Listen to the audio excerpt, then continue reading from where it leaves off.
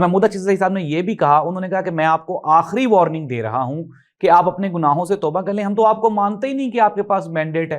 اصل مینڈیٹ تو عمران خان کو ملا ہے، آپ عمران خان کا مینڈیٹ عمران خان کو واپس دیں، اس اسمبلی پہ جو حقیقی نمائندگان ہیں ان کی ترجمانی ہو تو پھر آپ سے بات ہوگی، ادروائز تو آپ یہ کہہ لیں انڈائریکٹلی محمود چشتی صاحب نے پی ایم ایل این اور پاکستان پیپلز پارٹی کو مینڈیٹ چور کہا،